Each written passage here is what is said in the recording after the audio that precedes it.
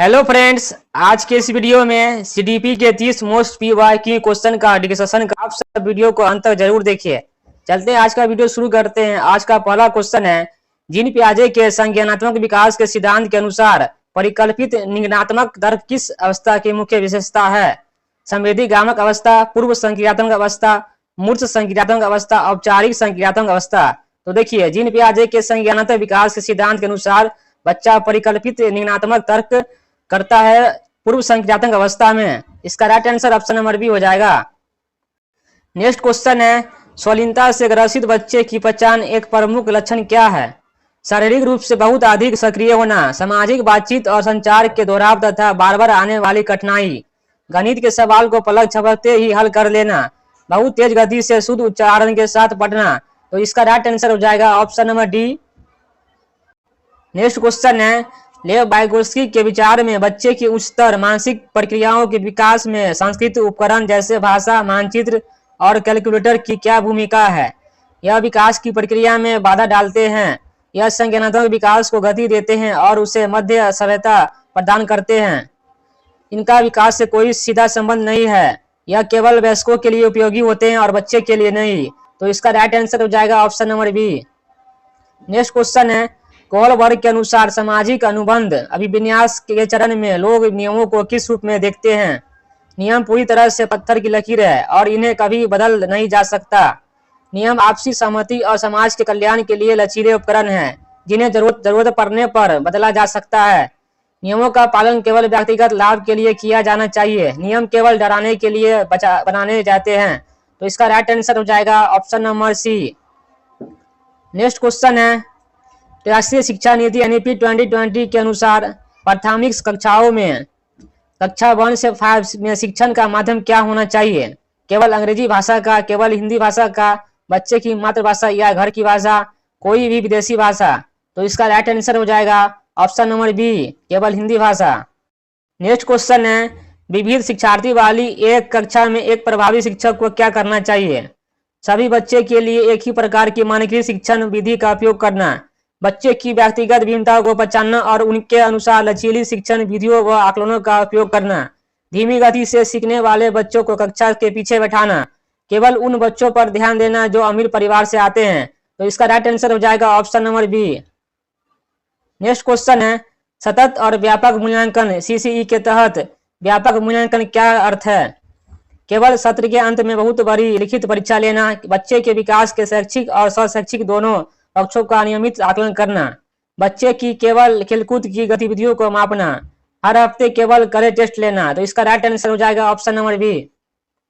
Next question है, बच्चे की सोच और अधिगम के संदर्भ में संवेग और संज्ञान का क्या संबंध है? संज्ञान और संवेग एक दूसरे से पूरी तरह स्वतंत्र है। संवेग और संज्ञान आपस में गहराई से जुड़े हुए हैं और एक दूसरे को प्रभावित करते हैं। संवेगों का सीखने की प्रक्रिया पर कोई प्रभाव नहीं पड़ता है, संज्ञान संवेगों को पूरी तरह से नियंत्रित करता है। इसका राइट आंसर हो जाएगा option number B. Next question है, एनसीएफ 2005 के अनुसार शिक्षण अधिगम प्रक्रिया में शिक्षक की सबसे महत्वपूर्ण भूमिका क्या है?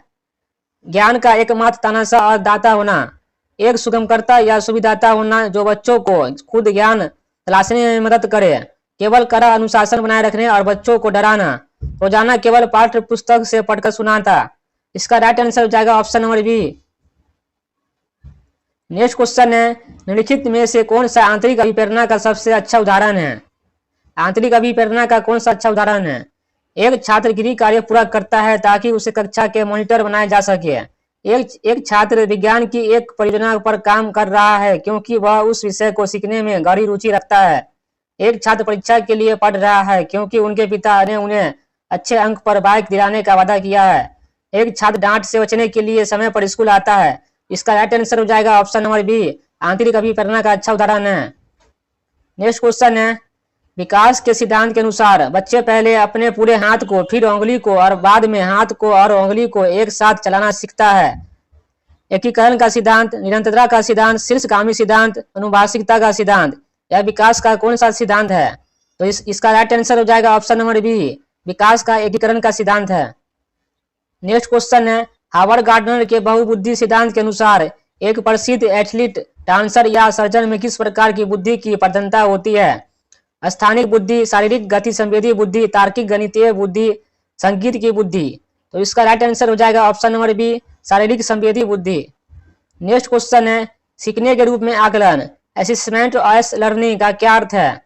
केवल बोर्ड द्वारा ली जाने वाली अंतिम परीक्षा, छात्रों द्वारा स्वयं के सीखने की प्रक्रिया का अंतिम चिंतन और स्वयं आकलन करना, शिक्षक द्वारा छात्र को पास या फेल का ग्रेड देना, दूसरे स्कूल के शिक्षकों द्वारा बच्चों का टेस्ट लेना। इसका राइट आंसर हो जाएगा option number B. Next question है, कक्षा में जेंडर तटस्थ भाषा का उपयोग करने और लड़कों लड़कियों को समान अवसर देने से क्या होगा? जेंडर रूढ़िवादिता और पूर्वाग्रहों को बढ़ावा मिलेगा, जेंडर रूढ़िवादिता और जेंडर भेदभाव में कमी आएगी, लड़कों और विकास पूरी तरह रुक जाएगा, लड़कियों लड़कों से पीछे रह जाएगी। इसका राइट आंसर हो जाएगा ऑप्शन नंबर बी, जेंडर रूढ़िवादिता और जेंडर भेदभाव में कमी आएगी।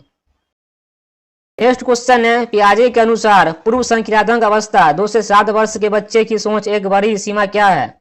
अमूर्त चिंतन की क्षमता होना, अनुकर्मणीयता या अपरिवर्तनीयता, विचारों को आपस न पलट पाना, वैज्ञानिक चिंतन पर कर पाना, परिकल्पनाएं बनाना। इसका राइट आंसर हो जाएगा option number B. Next question है, समावेशी शिक्षा यह मानती है कि विशेष बच्चों को हमेशा सामान्य बच्चे से अलग करके पढ़ाना चाहिए। हर बच्चे की पृष्ठभूमि, भाषा और क्षमता चाहे जो भी हो, उससे गरिमा के साथ एक ही स्कूल में सिखाने का हक है। केवल अमीर बच्चों को ही अच्छे स्कूल में पढ़ना चाहिए, दिव्यांग बच्चों को केवल घर पर ही रहना चाहिए। तो इसका राइट आंसर हो जाएगा option number B. Next question है, बच्चे द्वारा की जाने वाली गलतियां के बारे में एक शिक्षक क्या दृष्टिकोण होना चाहिए? गलतियां करने पर बच्चों को तुरंत कड़ी सजा देना चाहिए। गलतियां सीखने की प्रक्रिया का एक महत्वपूर्ण हिस्सा है जो उनके सोचने के पैटर्नों को समझने का अवसर देती है। गलतियां को पूरी तरह अनदेखा कर देना चाहिए क्योंकि वे समय के साथ अपने आप ठीक हो जाती है। गलतियां यह दर्शाती है कि शिक्षक बहुत कमजोर है। इसका राइट आंसर हो जाएगा ऑप्शन नंबर बी, गलतियां सीखने की प्रक्रिया का एक महत्वपूर्ण हिस्सा है जो उनके सोचने और पैटर्न को समझने का अवसर देती है। नेक्स्ट क्वेश्चन है, प्रतिभाशाली शिक्षार्थी को पढ़ाने के लिए एक शिक्षक को किस प्रकार की रणनीति अपनानी चाहिए? उन्हें बहुत ही आसान और बार बार दोहराए जाने वाले कार्य देना चाहिए। उन्हें उच्च स्तरीय संबंधित और चुनौतीपूर्ण पाठ्यक्रम प्रदान करनी चाहिए। उन्हें कक्षा के अन्य बच्चे की केवल नकल करने के लिए कहना चाहिए। उन्हें स्कूल आने से मना कर देना चाहिए। इसका राइट आंसर हो जाएगा option number B. Next question है, वाइगोत्स्की के अनुसार बच्चे दुनिया के बारे में अपनी समझ का निर्माण मुख्य रूप से किसके माध्यम से करते हैं? केवल पुरस्कार और भोजन के लालच में, सामाजिक अंतक्रिया और साझा गतिविधियों के माध्यम से, केवल शांत बैठकर किताबों को रटने से, जैविक परिपक्वता के इंतजार में। इसका राइट आंसर हो जाएगा ऑप्शन नंबर बी, सामाजिक अंतक्रिया और साझा गतिविधियों के माध्यम से। नेक्स्ट क्वेश्चन है, ध्यान अभाव, अति सक्रियता विकार ADHD से पीड़ित बच्चे को कक्षा में संभालने के लिए कौन सी रणनीति अच्छी है? बच्चों को पूरे दिन एक ही कुर्सी पर बांधकर बिठाना, बड़े कार्यों को छोटे प्रबंधीय टुकड़ों में तोड़ना और बीच बीच में छोटे ब्रेक देना, बच्चों को बार बार कक्षा से बाहर निकाल देना, उसके साथ बहुत सख्त और क्रूर व्यवहार करना। इसका राइट आंसर हो जाएगा ऑप्शन नंबर बी, बड़े कार्यों को छोटे प्रबंधीय टुकड़ों में तोड़ना और बीच बीच में छोटे ब्रेक देना ADHD का प्रमुख लक्षण अच्छी रणनीति है। नेक्स्ट क्वेश्चन है, RT एक्ट 2009 के अनुसार एक शैक्षिक वर्ष में उच्च प्राथमिक स्तर कक्षा 6 से 8 के लिए न्यूनतम कितना कार्य दिवस अनिवार्य है? 200 कार्य दिवस, 220 कार्य दिवस, 250 कार्य दिवस, 180 कार्य दिवस। इसका राइट आंसर हो जाएगा ऑप्शन नंबर बी, 220 कार्य दिवस। नेक्स्ट क्वेश्चन है, विकास के संदर्भ में कौन सा कथन पूरी तरह से सत्य है? विकास केवल एक निश्चित उम्र तक ही होता है, उसके बाद रुक जाता है। विकास बहुआयामी और लचीला होता है जो जीवन भर चलता है। विकास की गति दुनिया के सभी बच्चों में बिल्कुल एक समान होता है। विकास केवल आनुवंशिकता का परिणाम है, पर्यावरण का नहीं। तो इसका राइट आंसर हो जाएगा ऑप्शन नंबर बी, विकास बहुआयामी और लचीला होता है जो जीवन भर चलता है। नेक्स्ट क्वेश्चन है, अपसारी चिंतन का सीधा संबंध निम्नलिखित में से किससे है? रटने की क्षमता से, सृजनात्मकता और मौलिकता से, केवल एक ही सही उत्तर खोजने से, बिना सोचे समझे कार्य करने से। तो इसका राइट आंसर हो जाएगा ऑप्शन नंबर बी, सृजनात्मकता और मौलिकता से। नेक्स्ट क्वेश्चन है, पियाजे के अनुसार समय धारण या संतुलन की प्रक्रिया क्या है? समाज के नियमों को भूल जाना, आत्मसातीकरण और समायोजन के बीच एक मानसिक संतुलन खोजना, पुरानी बातों को याद रखना, अपनी इंद्रियों को पूरी तरह बंद कर लेना। इसका राइट आंसर हो जाएगा ऑप्शन नंबर बी, आत्मसातीकरण और समायोजन के बीच एक मानसिक संतुलन खोजना। नेक्स्ट क्वेश्चन है, प्रगतिशील शिक्षा में करके सीखना पर बल क्यों दिया जाता है? इससे बच्चे जल्दी थक जाते हैं और शांत रहते हैं। इससे बच्चे व्यवहारिक अनुभव प्राप्त करते हैं और उनकी सोच वैचारिक समझ गहरी होती है। इससे स्कूल का खर्चा बचता है। यह केवल परीक्षाओं में अच्छे नंबर लाने का एक शॉर्टकट है। तो इसका राइट आंसर हो जाएगा ऑप्शन नंबर बी, इससे बच्चे व्यवहारिक अनुभव प्राप्त करते हैं और उनकी वैचारिक समझ गहरी होती है। नेक्स्ट क्वेश्चन है, निम्नलिखित में से कौन सा समाजीकरण का प्राथमिक अभिकर्ता है, यानी प्राथमिकरण का प्रथम संस्था है? विद्यालय, परिवार, मीडिया, धार्मिक संस्था है। इसका राइट आंसर हो जाएगा ऑप्शन नंबर बी, परिवार जो है समाजीकरण का प्राथमिक संस्था है। नेक्स्ट क्वेश्चन है, सृजनात्मकता बच्चों की मुख्य विशेषता क्या होती है? वे समस्याओं के समाधान के लिए लीक से हटकर नए और अनूठे विचार सोच पाते हैं। वे बहुत ही आज्ञाकारी होते हैं और कभी सवाल नहीं पूछते। उनकी याद रखने की क्षमता बहुत कमजोर होती है। वे हमेशा डरे हुए रहते हैं। तो इसका राइट आंसर हो जाएगा ऑप्शन नंबर बी, वे समस्या के समाधान के लिए लीक से हटकर नए और अनूठे विचार सोच पाते हैं। नेक्स्ट क्वेश्चन है, बाल केंद्रित कक्षा की क्या पहचान है? शिक्षक पूरी तरह से कक्षा को नियंत्रित करता है और बच्चे केवल मुख्य श्रोता होते हैं।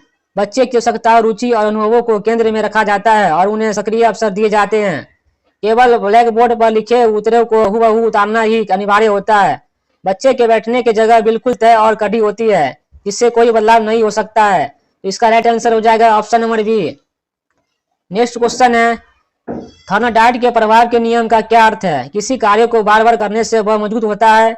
यदि किसी कार्य या परिणाम सुखद या संतोषजनक होता है तो उससे सीखने की प्रवृत्ति बढ़ जाती है। बच्चा सीखने के लिए शारीरिक रूप से तैयार होता है। केवल शिक्षक का प्रभाव ही बच्चे को सिखा सकता है।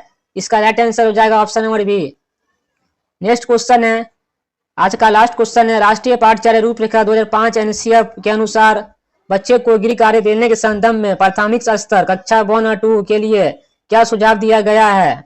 रोजाना 2 घंटे का करा गृह कार्य, कोई गृह कार्य नहीं, केवल कठिन गणित का गृह कार्य, हफ्ते में कम से कम 5 घंटे का गृह कार्य। तो इसका राइट आंसर हो जाएगा ऑप्शन नंबर बी, कोई गृह कार्य नहीं। तो आज का वीडियो कैसा लगा? उम्मीद करते हैं अच्छा लगा होगा। तो आप सबसे रिक्वेस्ट है कि वीडियो को लाइक, शेयर और चैनल को सब्सक्राइब कर ले, ताकि आपको ऐसी रोजाना हर वीडियो मिलता रहेगा सीटेट एग्जाम से रिलेटेड।